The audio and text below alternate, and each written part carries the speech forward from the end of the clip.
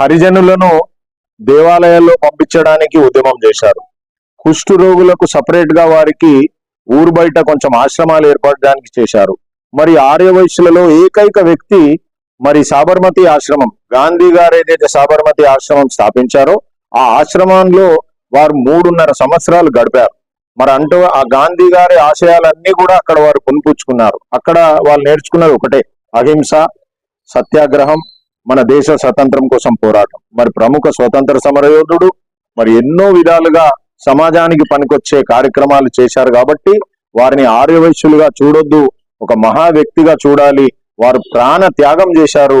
మరి ఏ వ్యక్తి కూడా నిరాహార దీక్ష అంటే ఏదో 1 రోజు 2 రోజులో 3 రోజులో కానీ 56 రోజులు నిరాహార దీక్ష చేసి తన ప్రాణ త్యాగం చేసిన మహా వ్యక్తి పొట్టి శ్రీరాములు గారు. మరి సురవరం ప్రతాప్ రెడ్డి గారి పట్ల మాకు అమితమైన గౌరవం ఉంది.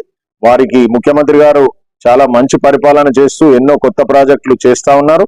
వారికి ఏదైనా ఒక కొత్త ప్రాజెక్టుకు వారి పేరు పెట్టాలని మేము కూడా కోరుతున్నాం. పొట్టి శ్రీరాములు గారి విశ్వవిద్యాలయం తెలుగు విశ్వవిద్యాలయానికి ఆ పేరును అలాగే కొనసాగించాలని, అంతే గౌరవంతో సురవరం ప్రతాప్ రెడ్డి గారికి మరొక కొత్త ప్రాజెక్టు దేనికైనా పెట్టాలని మా యొక్క విజ్ఞప్తి. ఆర్యవైశ్యుల మనోభావాలను దెబ్బతీయకూడదని మరొకసారి ముఖ్యమంత్రి గారికి ఆర్యవైశ్య మహాసభ, తెలంగాణ రాష్ట్ర ఆర్యవైశ్య మహాసభ, మాకు ఇక్కడ 1,60,000 మంది సభ్యత్వం ఇక్కడ ఉన్నది, ఆంధ్రాలో 2 లక్షల సభ్యత్వం ఉన్నది.